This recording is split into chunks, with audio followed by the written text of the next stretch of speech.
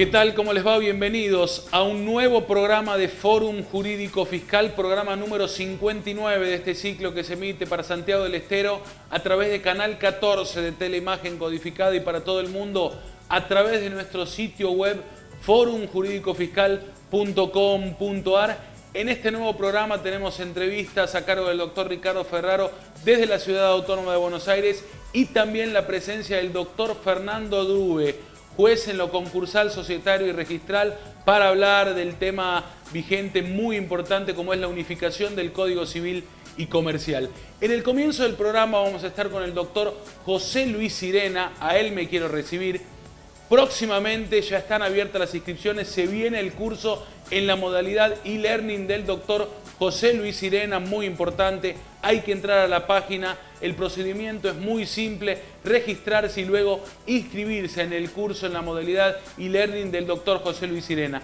Tenemos que agradecer la presencia de todos aquellos que participaron en el éxito Contador Pena, que fue el curso de la doctora Teresa Gómez, además de todos los inscriptos, todos aquellos que mostraron su interés a través de la página, a través de las redes sociales.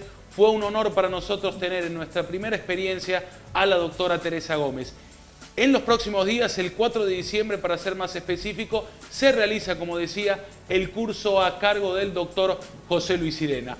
Hoy lo tenemos acá en el programa, en Fórum Jurídico Fiscal, para hablar del REPSAL, el Registro Público de Empleadores con Sanciones Laborales, un tema realmente muy interesante que tiene muchas aristas. Allí se publican a los empleadores que tienen sentencia firme por infracciones cometidas por parte de la AFI, por el Ministerio de Trabajo, por el RENATEA, por la Superintendencia de Riesgo de Trabajo, y además las sanciones son muy importantes porque se los puede excluir del monotributo, inclusive en caso de reincidencia, o que los gastos originados por ser empleador no puedan desgravarse después en la declaración del impuesto a las ganancias. Este es un tema muy importante para nosotros, lo va a tratar en profundidad el doctor José Luis Sirena, lo vemos en Fórum Jurídico Fiscal.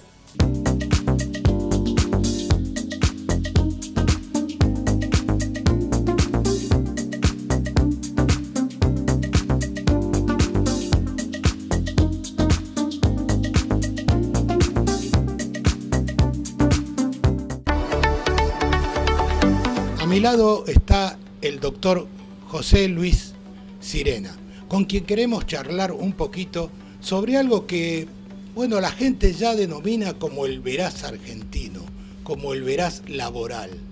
Me refiero al registro denominado REPSAL. Y con él charlaremos, bueno, cuándo se entra y, bueno, de qué manera podemos salir. A ver, ¿qué tal, José Luis? ¿Cómo estás? ¿Qué tal, Ricardo? Bueno, ¿Cómo estás? desde ya, muy amable y muchas gracias por estar con nosotros. Muchas gracias por la invitación. Me gustó lo del veraz, el veraz argentino, sí, el veraz de los empleadores sería en este caso el REPSAL. Es un registro de empleadores sancionados en materia laboral por la lucha del empleo registrado.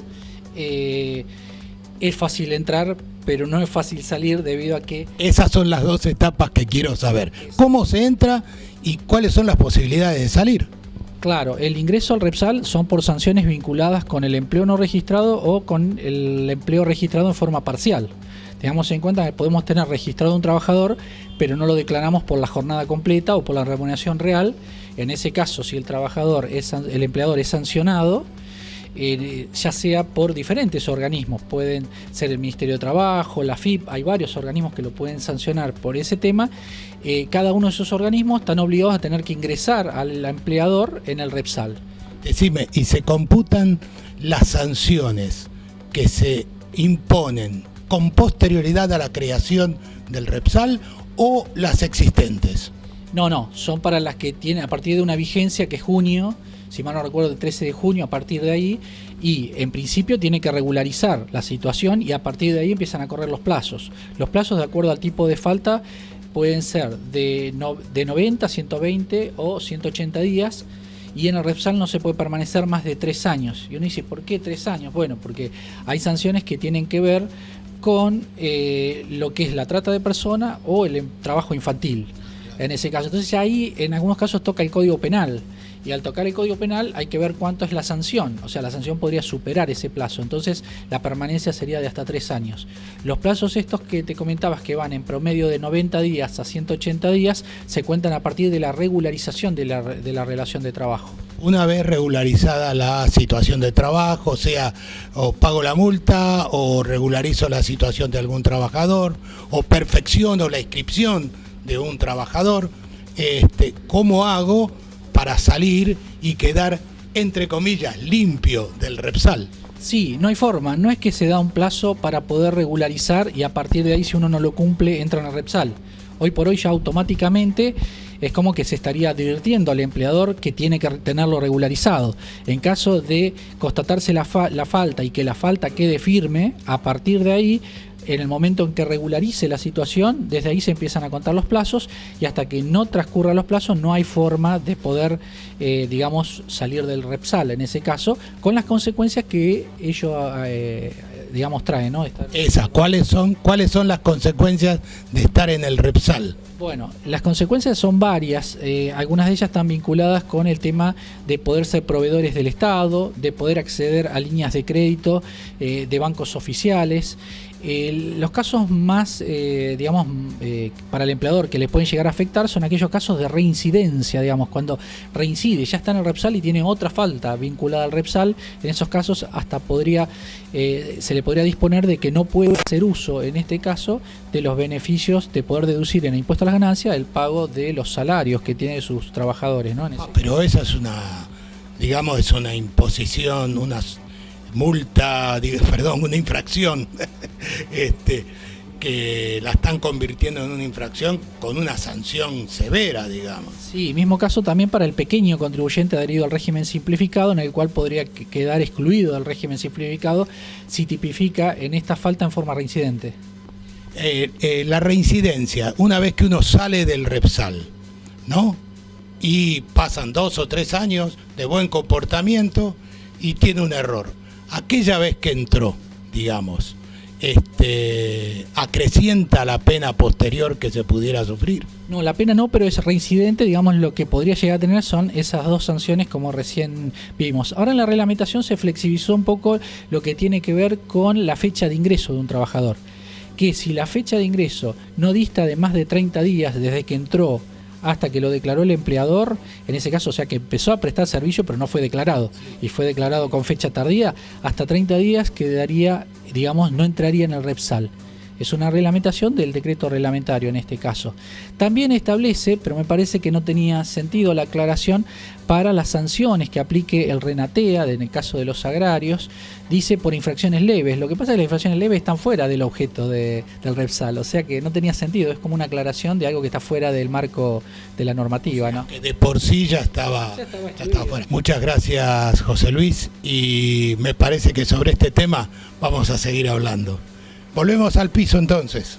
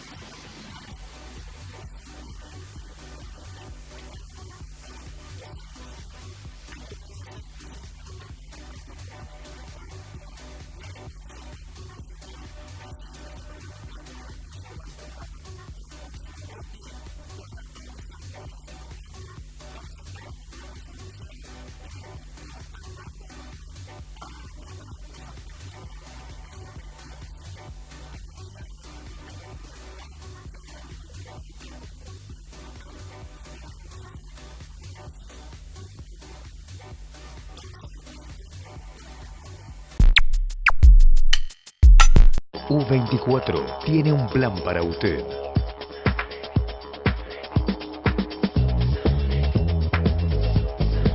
U24, su vida, nuestro móvil.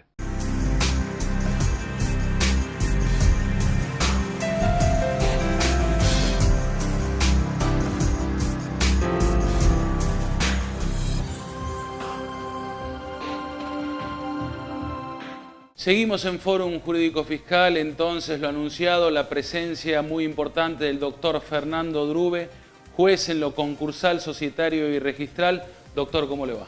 Buenos días, Belisario, buenos días a la audiencia.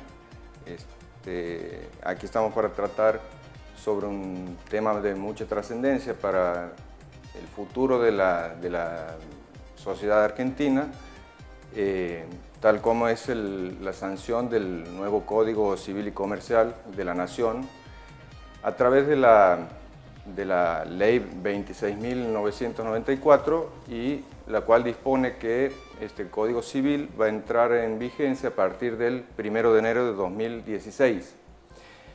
Este Código Civil, esta Ley 26.994, contiene dos anexos. El primer anexo está conteniendo el texto del Código Civil y Comercial, y el anexo 2 prevé una serie de modificaciones y derogaciones de leyes específicas. En los aspectos generales podemos adelantar que el Código Civil y Comercial unifica el régimen de obligaciones y contratos civiles y comerciales, unifica el régimen de responsabilidad contractual y extracontractual, y unifican lo que es el sistema de los privilegios especiales, dejando vigentes los privilegios generales en la Ley de Concursos y Quiebras. Además de ello, nuestra nueva normativa prevé de alguna manera superar la concepción subjetiva del derecho comercial, y por tanto se derogan diversas normas relativas a la persona, a la capacidad, a las obligaciones de los comerciantes, su matriculación, rendición de cuentas, etc. Establece un régimen de contabilidad específico para aquellas personas físicas o jurídicas que desarrollen actividades económicas. Con excepciones, me decía usted, solo con dos excepciones. Sí, con algunas excepciones, como ser las personas que desarrollen actividades profesionales o agropecuarias y que no estén organizadas bajo una forma de empresa. Establece una serie de obligaciones, la misma validez del probatorio de los libros de comercio, la forma en que deben ser llevados, etc. En cuanto a otras cuestiones importantes, se derogan las regulaciones vinculadas al registro público de comercio, en las que se hace mención de un registro público pero no específico, lo cual habrá que ver para acomodar todas estas estructuras provinciales en este marco. Asimismo, en cuanto a los contratos, es importante también la modificación porque al unificarse los contratos civiles y los comerciales, quedan incluidos todos los contratos. Exactamente, quedan regulados contratos que estaban regulados y contratos que no tenían una regulación específica. Tenemos dentro de eso los contratos tradicionales, compra-venta, locación, etcétera, que ya estaban, y nuevas formas de contrato, como ser, por ejemplo, los contratos empresarios, dentro de los cuales tenemos los que nos sirven para regular la distribución, comercialización o financiamiento de las empresas. Asimismo, también se incorporan en este capítulo los contratos asociativos, que se los extrae de la Ley de Sociedades y pasan a formar parte del cuerpo del Código Civil y Comercial. Hablamos de las asociaciones transitorias de empresas, las uniones transitorias de empresas, que estaban antes en otro marco, ¿no? Exactamente. Al no constituir sujetos de derecho, estas personas mal podían estar incluidas dentro de una ley de sociedades. Por lo tanto, se dispuso su derogación de la Ley de Sociedades Comerciales y pasan a estar reguladas dentro del Código Civil y dentro de lo que son contratos. Esto va a tener implicancias, si lo hablábamos con el contador Pena, seguramente en el aspecto tributario, impositivo, porque deben solicitar la quit y efectivamente no son sujetos de derecho. Entonces hay que tener en cuenta que cada cosa que hablamos de esta unificación del código puede tener una implicancia para nuestros colegas, ¿no? Seguramente va a ser de esa forma. Estos son los aspectos generales que realmente son muy importantes, doctor. Nosotros vamos a contar seguramente con usted para una nueva presencia, para una nueva entrevista, porque es muy extenso realmente todo lo que hay que tocar en el aspecto general, ¿no? Sí, seguramente esto es un primer pantallazo para promover de alguna forma el anoticiamiento de los diversos estructuras de la sociedad para tomar conciencia y promover el estudio y la investigación sobre todos estos puntos. Sí. Y lo que sí me hablaba del anexo 2, que es más específico, ya hablando de sociedades comerciales, que también es muy importante para el programa. Sí, dentro de esta reforma se ha previsto la derogación parcial de la Ley de Sociedades Comerciales, y así desde la denominación de la Ley de Sociedades Comerciales se los suprime y pasa a llamarse la Ley General de Sociedades. Dentro de este marco, los principales aspectos que se incluyen es la previsión de una sociedad unipersonal bajo el tipo societario de la sociedad anónima, con lo cual a la sociedad unipersonal se la permite, pero bajo requisitos formales y estructurales bastante complejos, como por ejemplo la integración de todo el capital social previsto en el contrato al momento de su constitución. Generalmente es del 25% cuando normalmente en las otras para las sociedades anónimas comunes se permite la integración del 25% al momento de la constitución. Para esta cuestión es el aporte total. También se prevé un régimen de administración y representación plural bajo un directorio plural y la sindicatura colegiada, lo cual es bastante complejo para una sociedad unipersonal. Además de eso, se establece también un control estatal permanente con la presentación anual de balance y todas estas cuestiones vinculadas a este tipo societario. Además, otro aspecto fundamental de esta nueva normativa es la vinculada a las sociedades irregulares y de hecho, que se deroga el actual sistema y pasan a denominarse sociedades no constituidas bajo los tipos previstos por la ley. Residuales, me decía usted, Residuales. Quedan como sociedades residuales. Quiero volver sobre el tema de la empresa unipersonal, la sociedad unipersonal, porque también va a tener mucha implicancia en el aspecto tributario, si van a tributar por escala o al 35%, eso será una cuestión que nuestros especialistas van a tratar seguramente, pero usted me comentaba qué es lo que quiso hacer o por qué el legislador quiso incluirla a la sociedad o la empresa unipersonal aquí. Sí, podrá analizarse desde el punto de vista terminológico si es realmente una sociedad o no, pero lo cierto es que se ha regulado de esta manera para no prever y legislar todo un nuevo estatuto referido a la empresa unipersonal. Claro. Se le ha incluido dentro de las sociedades para evitar esa cuestión que es bastante compleja y engorrosa de sancionar, claro, estudiar y establecer un nuevo estatuto diferente de la ley de sociedades. Bueno, doctor, realmente me parece que es una exposición brillante, como siempre, ya lo hemos tenido una vez en este programa, va a volver, contador Pena, seguramente, ¿no? Porque el tema es muy largo y entra en vigencia, como decíamos, en el 2016, ¿no? Así es, hay mucho tema para debatir, para estudiar y para incluso para su incorporación tanto en lo académico como en lo profesional. Lo comprometo una nueva visita entonces para cuando los tiempos lo permitan, para seguir hablando de este tema realmente muy vigente, muy importante, y tiene que despedirse con el tema musical, como siempre, tiene que pedir el tema musical. Y bueno, para esta ocasión podemos disfrutar algo de Coldplay. Bueno, excelente elección. El contador Pena no los conoce prácticamente, ¿no? Pero es una excelente elección. Gracias, bueno, doctor, un gusto. Gracias a ustedes.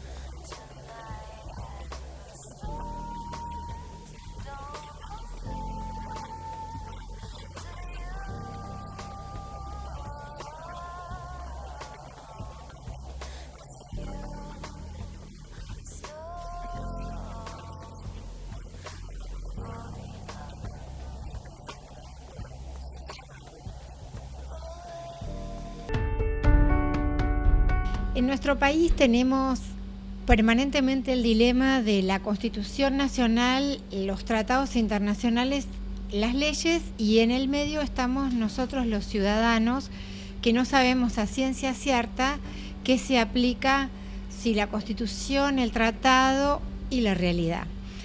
En este caso particular me pareció interesante hacerle llegar a ustedes qué es lo que está pasando en la Cámara de la Seguridad Social en cuanto a las jubilaciones, el impuesto a las ganancias y algún otro fallo que han dictado los jueces federales que a partir de este año existen en distintas provincias del país y que por lo tanto tienen competencia para resolver las cuestiones de los jubilados en el interior. Como les dije, esta discusión que hay sobre los derechos constitucionales, si vale la seguridad social, si vale la jubilación o si vale la ley del impuesto a las ganancias. Ustedes saben que por el artículo 75, inciso 22 de la Constitución Nacional y por el artículo 31 de la Constitución Nacional, los tratados internacionales están por encima de las propias leyes. Y nosotros en nuestro país tenemos esta situación que se defiende al jubilado a través de los tratados internacionales, pero tenemos la ley del impuesto a las ganancias que obliga al jubilado a que pague la jubilación, el impuesto a las ganancias. Hay un caso muy interesante que se llama Esquivel Humbert Emilio Simeón. Es una acción declarativa en Concepción del Uruguay, en donde en una sentencia del 31 de marzo del 2014, la jueza declaró la inconstitucionalidad del artículo 79, inciso C, de la ley del impuesto a las ganancias. ¿Por qué? Porque dijo que el jubilado no tenía que pagar el impuesto a las ganancias porque era más importante el artículo 14 bis. Y en pocas palabras dijo: porque es una prestación previsional, la jubilación no es ganancia, sino el cumplimiento de la deuda que tiene la sociedad hacia el jubilado, que fue protagonista del progreso social en su ámbito y en su época. En una causa reciente, es un fallo del 5 de mayo del 2014, Bisogni Eduardo Ángel contra ANSES, este jubilado lo que pretendía era que el reajuste de la jubilación no tuviera la retención del impuesto a las ganancias por parte del ANSES. La ANSES había retenido la jubilación, o sea, había retenido el impuesto a las ganancias. Y finalmente la Sala 1, como les dije, en un fallo del 5 de mayo del 2014, declaró que el artículo 20, inciso I de la Ley de Impuesto a las Ganancias establece que las jubilaciones y pensiones deben pagar impuesto a las ganancias, pero por la excepción del artículo 20, inciso B corta, toda actualización de créditos de cualquier naturaleza están exentas del pago del impuesto. De manera que en este caso, como vemos, la Cámara adoptó una solución en donde, sin declarar la inconstitucionalidad de la norma, permitió que el jubilado, por el reajuste, por esta diferencia importante que había cobrado, pudiera percibir en su totalidad el reajuste sin sufrir ninguna retención. Lo notorio de este fallo de la Sala 1 es que dentro del mismo proceso jubilatorio no fue necesario que el jubilado recurra a una acción de repetición, como sí pretendía el ANSES. El ANSES en este momento, en el momento en que practicó la retención, prefería que el jubilado accionara a través de una acción de repetición a la AFIP. Pero como les comenté, la Cámara Federal de la Seguridad Social, la Sala 1, fue contundente y le mandó al ANSES a que, sin necesidad de que el actor inicie la acción de repetición, cobrara su jubilación con su reajuste incluido en su totalidad. Gracias, doctora Susana Corinti. Gran trabajo también del doctor Ricardo Ferraro desde la Ciudad Autónoma de Buenos Aires. Repetimos, 4 de diciembre, curso en la modalidad e-learning a cargo del doctor José Luis Sirena.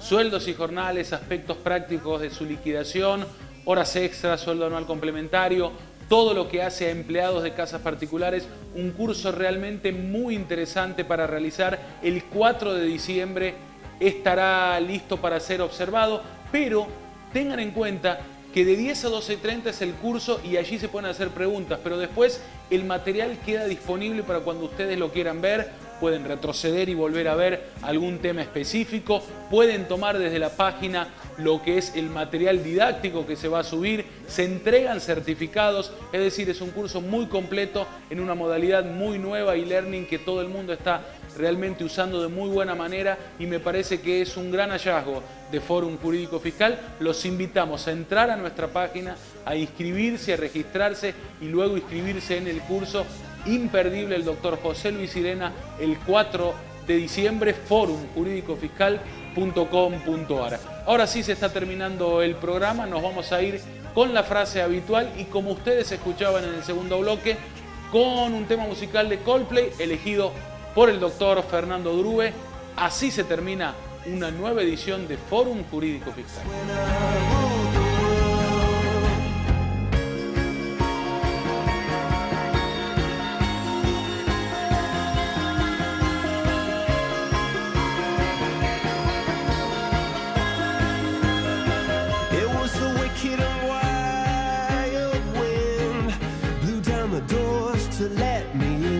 Shattered windows and the sound